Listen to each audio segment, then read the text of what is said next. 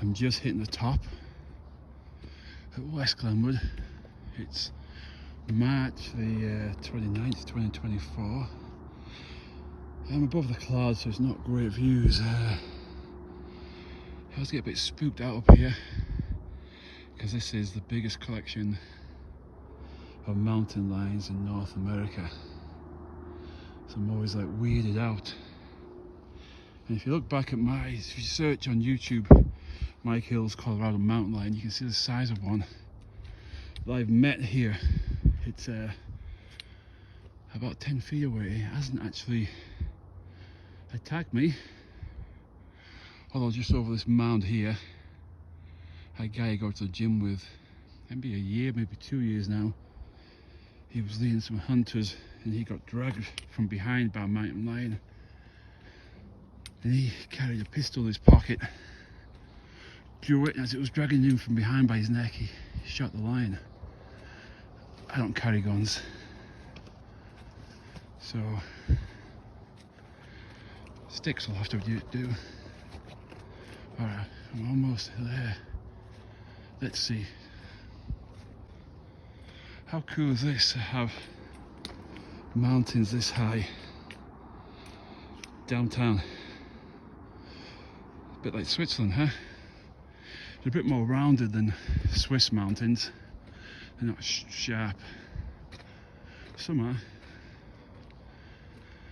There's 54, I think, mountains, excuse me, huffing and puffing, over 14,000 feet in Colorado.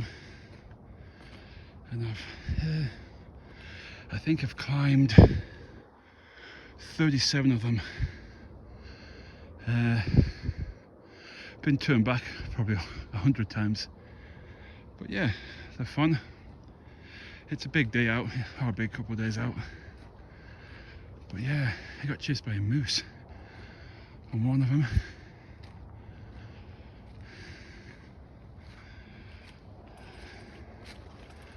Nice and flat now. I tend to hike alone, and I can set my own pace. Going up, I play a little bit of music. Rage Against the Machine, Motorhead, an album I like by Moby called Animal Rights. It's a punk album by Moby, believe it or not. Here we go, ready for the view. Let's see. There's a herd of elk that bed down here. See where they've been bedded down. It's all flat.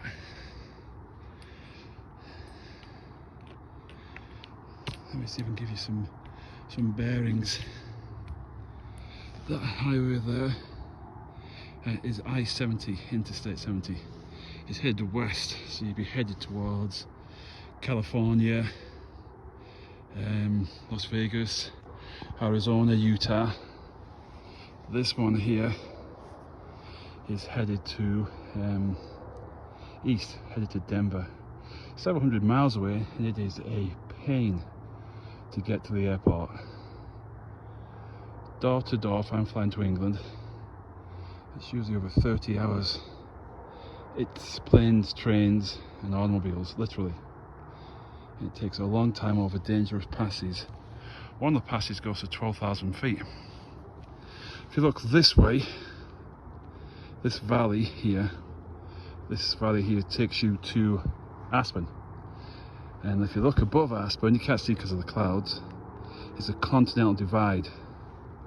And the continental divide is, if you take a P on one side, it goes to Virginia. If you take a P on the other side, it goes to California, east and west. That's the divide. To get to the divide, about an hour and a half, no, 2 hours this way, maybe more. That's Doc Holliday Trail here, and Doc Holliday's buried there. He's not actually buried there, it's a fake thing. But Doc Holliday came here for the hot springs. There's some hot springs down there and some over here. I've got membership for the ones over here. That's the Colorado River. It skirts see the bridge? That skirts the highway right there. They built a big wave for kayakers and rafters. Here is Boy Scout Trail. Right there in the tip there is the school I teach at. Here, because Glenwood used to be a town, it's now turned into a city. It's exploding. It is exploding. I think there was 8,000 to 10,000 people living here. All this is brand new. All this is massive, massive development, and all they have is country roads. So we're gonna have to do something with the roads and stuff. There's signs all over now saying "Keep Glenwood, Glenwood." I think it's because of the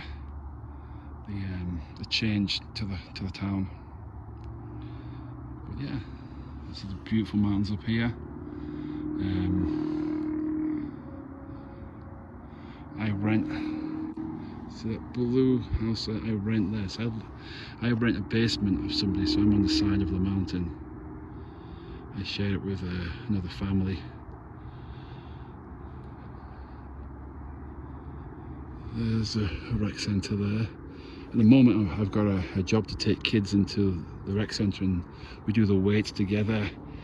I'm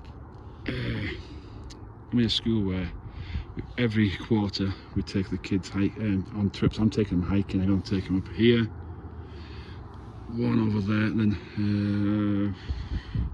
not too sure. I'm going to ask them, and I'll take them to the hot springs after each hike. So how about that?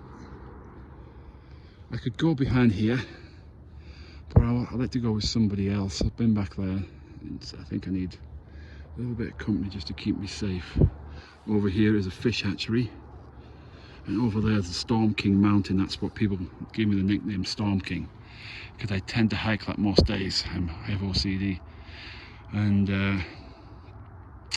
you should go onto YouTube, Storm King Mountain Disaster. Probably there's a big fire. This place gets burned out quite quickly. Lots of the oak shrub and lots of grasses. There's some juniper there. But yeah, this is where I come. I usually sit in the summer when it's warm. I'll sit in that rock there.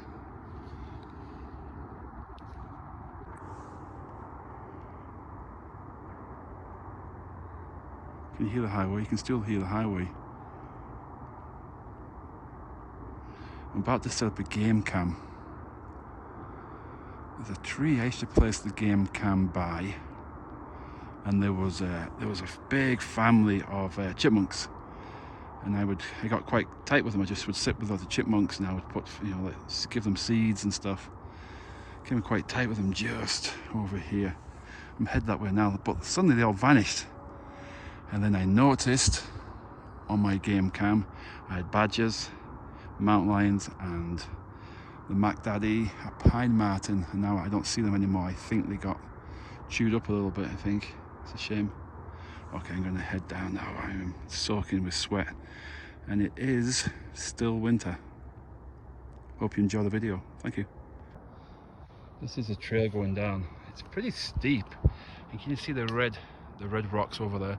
This is sedimentary rock. This is loose rock, and there's no grass really growing on it. So this time of year, when it starts to rain and the snow's going away, it becomes called mud season. So getting down here is not that easy, because you can't. I wear crampons in the winter, but in the kind of springy mud season time, you just end up falling a lot. But yeah, this sedimentary rock, they should grow some sedimentary rock grass. What do you think? Hold the rock in place, stop me slipping everywhere. I mean, when you hike in the Lake District, that's pretty much granite. There's lots of slate. It's slick, but it's not as muddy because you're actually walking on really tough rock. Here you're just walking through mud, sedimentary rock, shale. Oh well, it's still fun.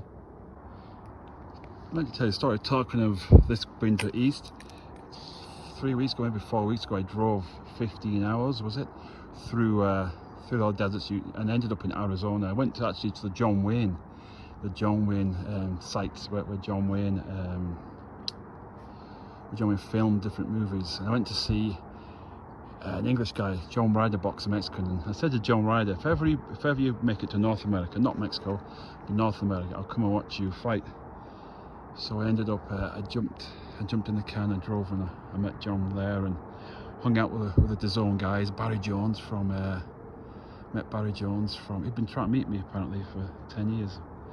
And then a couple of weeks ago I drove this way again to Las Vegas, and for a friend's Elvis wedding.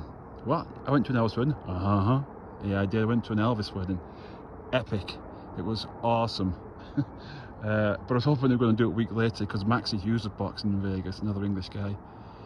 But anyway, so yeah, I've driven this way quite a lot recently. Very cool. Rather drive that way than that way to Denver, because Denver's a dangerous drive. Well, there's my game cam. Let's see what I can capture on the game cam. Alright, here we go.